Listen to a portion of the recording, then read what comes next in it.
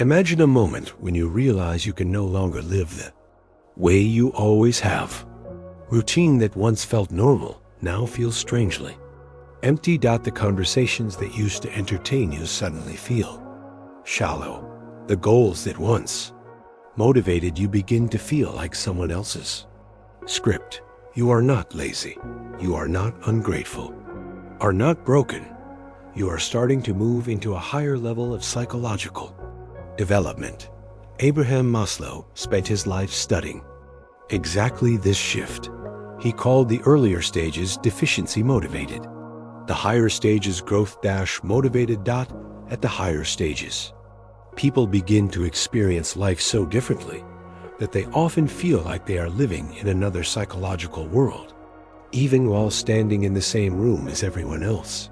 Today, we are going to explore the things that only people at these higher levels truly experience, not as a status symbol, not as a spiritual trophy, but as a quiet, inner reality that most will never talk about openly. If you recognize yourself in what you are about to hear, it may mean you are much further along Maslow's hierarchy than you realize. Pause for a second. Notice your body. Notice if part of you already knows this is about you. The first thing only people at higher levels experience is a deep shift in what motivates them.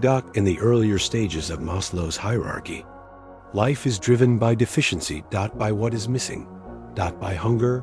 By fear. By lack. You work to avoid poverty. You seek relationships to avoid loneliness. You chase approval to avoid feeling unworthy. You keep busy to avoid feeling empty. This is normal and necessary at those stages. There is nothing wrong with that. But at higher levels, something astonishing happens. You start to act from fullness instead of emptiness, from expression instead of compensation, from inner abundance instead of inner hunger. Maslow called this growth motivation.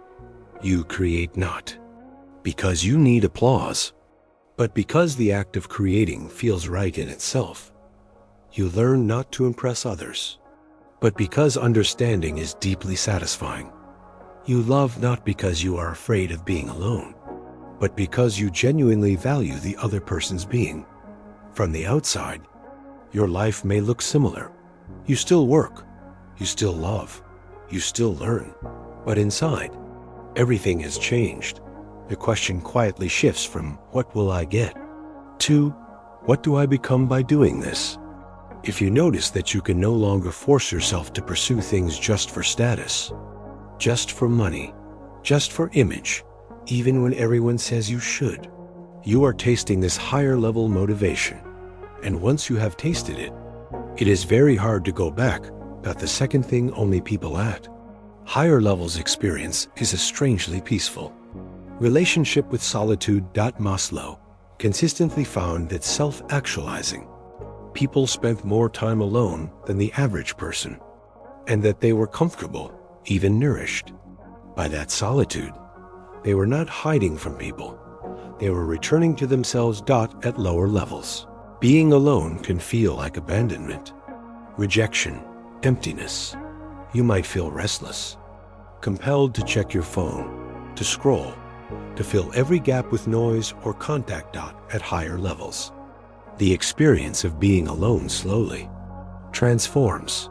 You begin to notice that your thinking is clearer when you are by yourself. Your intuition is stronger. Your values are more obvious. Your creativity becomes deeper. You notice that certain insights only arrive when there is no one else in the room. No messages popping up. No need to perform. No subtle pressure to be anyone for anyone. Being alone stops feeling like a lack. It starts feeling like a resource. This does not mean you stop loving people. It means you stop needing constant contact to feel real. Many people at higher levels report something like this. I used to feel guilty for saying no to invitations. Now I feel guilty when I betray my need for quiet. They begin to protect their solitude, the way others protect their social calendar.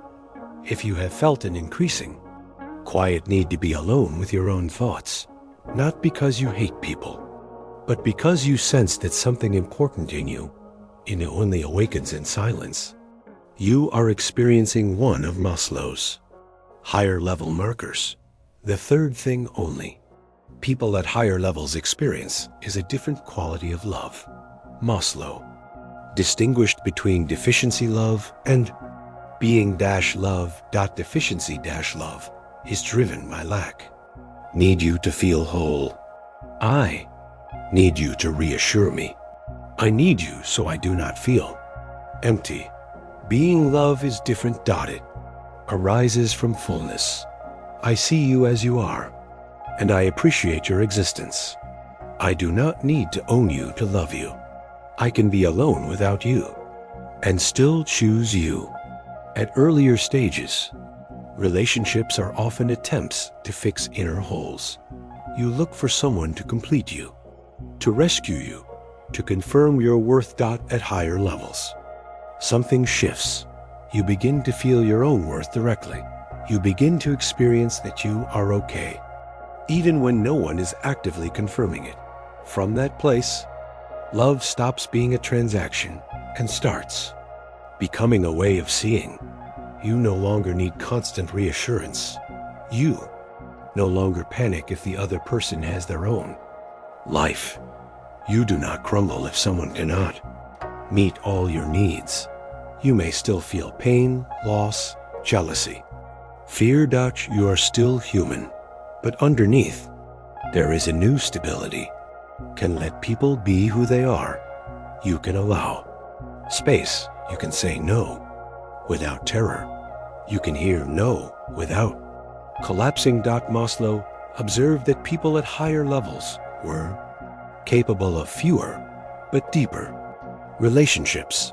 They often had a small circle of very meaningful connections, rather than a large circle of superficial ones. If you notice that you would rather have one honest, imperfect, real connection than dozens of shallow ones, you are touching the level of being love. Fourth thing only people at higher levels experience is what Maslow called peak experiences.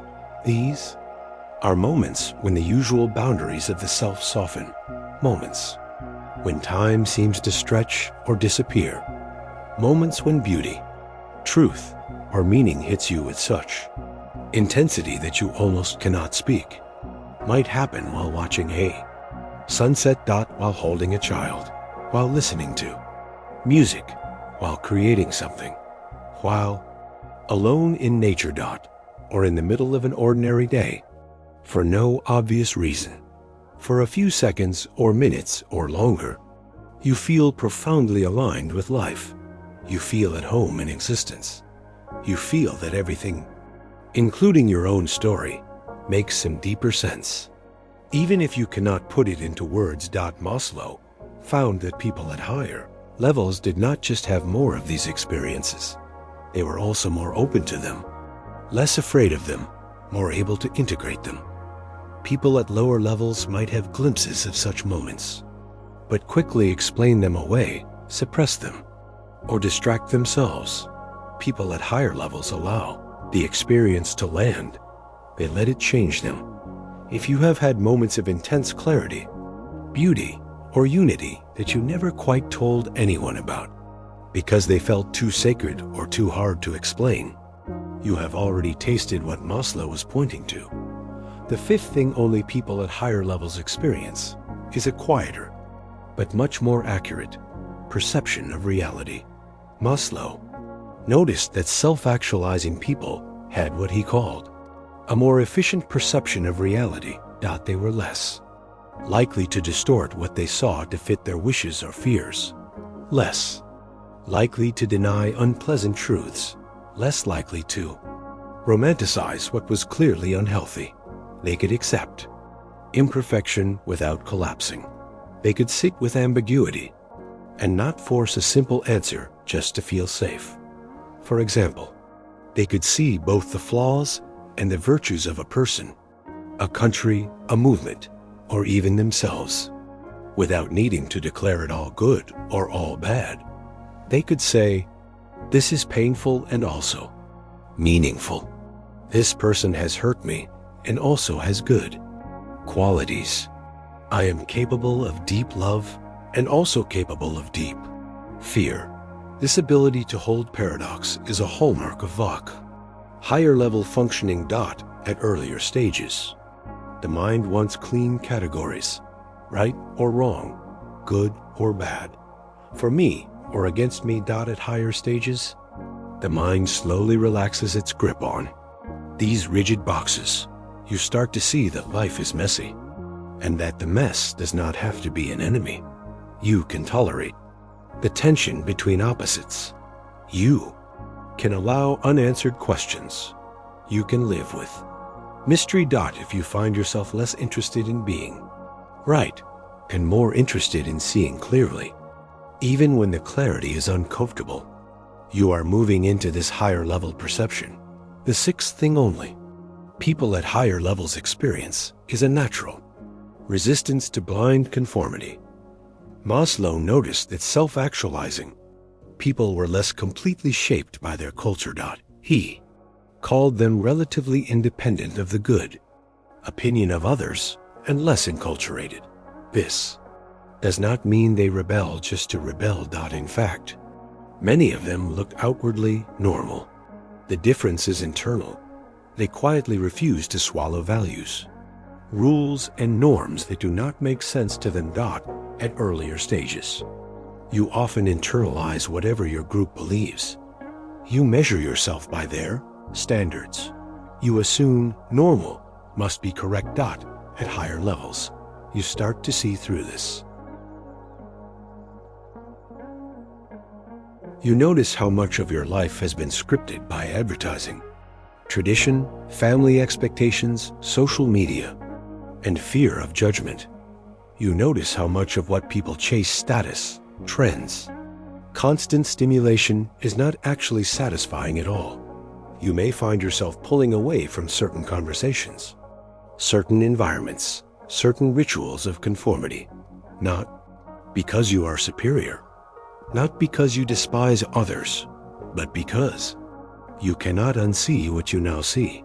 Maslow described self-actualizers as simultaneously more individual and more universal, more themselves, and more connected to all humanity at the same time. They feel less pressure to belong to the crowd because they feel that they already belong to existence itself. If you have felt increasingly unable to pretend that things make sense when they do not, or to play along with cultural games that you no longer believe in, you are experiencing this higher level independence. The seventh thing only people at higher levels experience is a deep, almost unshakable sense of responsibility for their own lives. Maslow observed that people at the top levels took a great deal of responsibility for themselves. They did not see themselves as mere victims of circumstance, acknowledged their history, their wounds, their disadvantages, but they refused to live their entire life from that identity. Instead of asking, "Why did this happen to me?" over and over, they eventually shifted toward, "Given that this happened, who do I choose to become now?" This does not mean they blame themselves for everything. It does not mean they think all suffering is their fault. It simply means they recognize their own power to respond. At earlier stages, it is common to wait for someone to rescue you, to wait for a perfect opportunity, to wait for permission, to wait until you feel completely ready. At higher stages, you begin to see that waiting is itself a choice.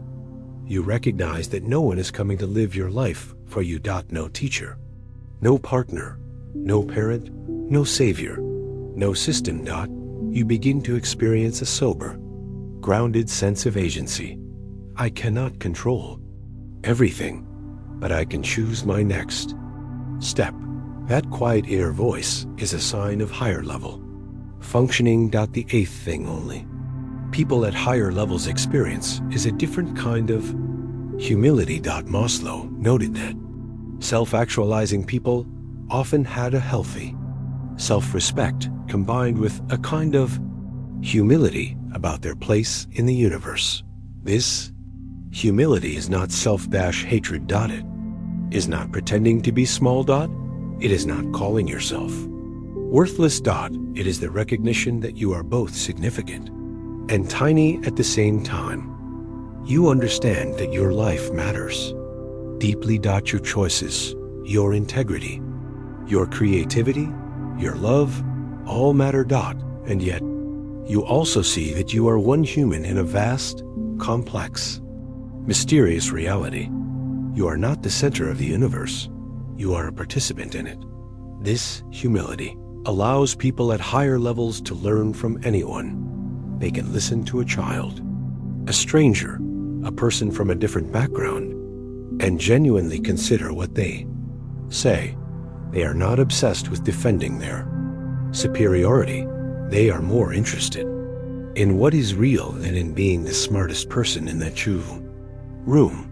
If you have noticed yourself becoming less interested in proving your worth and more interested in growing, listening, and understanding, you are embodying this higher level humility. The ninth thing only people at higher levels experience is a constant, quiet draw toward meaningful work. Maslow observed that self-actualizing people often felt a sense of calling, mission, or vocation, even if they did not use those words. They did not always have glamorous jobs. They were not all famous, but they approached what they did with a sense of purpose. They wanted their daily actions to align with their deepest values. They wanted their work, paid or unpaid, public or private, to matter in some real way. This does not mean they always loved their job. It does not mean they never felt tired or frustrated. It does mean that, over time, they gravitated toward activities that expressed their authentic self and contributed something beyond their own ego. Earlier stages. Work is often primarily a means to security, status, or approval. At higher stages, it becomes a means of self-expression and service. You begin to ask different questions. Instead of only asking, how much does this pay?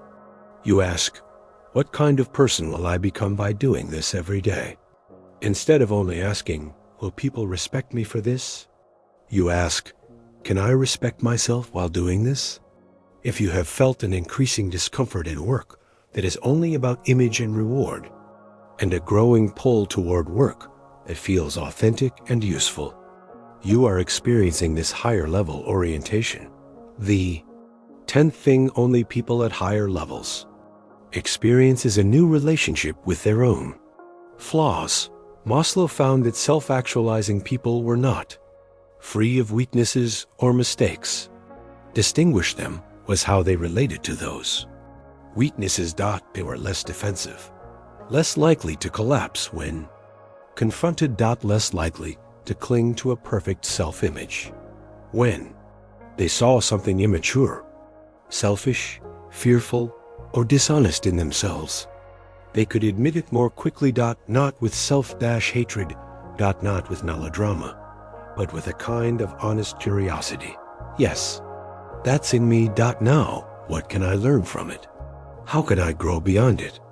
They did not need to pretend to be better than they were, because their worth did not depend on perfection. If you notice that you are slowly becoming more able to acknowledge your own mistakes, to apologize, to course correct, without drowning in shame, that is a sign of higher level integration. The 11th thing only people at higher levels experience is a subtle but powerful shift in what success means. Earlier in development, success is often defined almost entirely by external metrics. Money, status, followers, praise, possessions. At higher levels, those things may still be present, but they are no longer the main measure. Success starts to mean waking up and feeling aligned with your life. Being able to look at your choices without cringing, living according to your values, even when no one is watching, having a small number of relationships where you can be fully yourself. Feeling that your existence is coherent, even if it is not impressive. Failure. 2. Changes its meaning. Failure becomes less about I did not win and more about I betrayed myself, or I did not show up as who I really am. You may still feel the sting of external failure. We all do, but deep inside, the question becomes, did I act in integrity? Did I grow? Did I stay true to what matters? If you find yourself less impressed by pure status and more impressed by inner congruence, you are inhabiting a higher definition of success. The 12th thing only people at higher levels experience is a quiet attraction toward self-transcendence. Maslow, toward the end of his life, began to talk about a level beyond self-actualization. Self-transcendence. At this level, people are not only concerned with developing themselves, they become deeply interested in realities larger than themselves. This might take the form of devotion to a cause, a spiritual path, humanity as a whole, nature, or some sense of the sacred. The key point is this: their attention is no longer primarily on me and my growth. It expands to include us, all of us, the whole. They experience moments where their own story, their own ego, their own personal narrative becomes transparent. For a while, they feel themselves as part of something vast, intelligent, interconnected. This does not mean they stop being individuals. It means their individuality is now in service of something more. If you have felt spontaneous surges of care for people you do not know, a deep concern for the planet, a pull towards serving life in ways that do not boost your image, you are touching the self-transcendent dimension Maslow pointed to. All of these experiences we have explored are not fantasies. They were actually observed again and again in the real lives of people operating at the highest levels of Maslow's hierarchy. They are not glamorous. They do not always look impressive on social media. They are often quiet, internal, invisible, but they are real. And if, as you listened, you felt a repeated sense of recognition, yes, that's me now, or yes, that's what I'm moving into, then your development is already further along than most people will ever know. Not because you are better, but because you are allowing yourself to become more fully, honestly, courageously human. For your own reflection, which one of these higher level experiences feels the strongest in your life right now? And what is one concrete example of how it has shown up in your everyday behavior?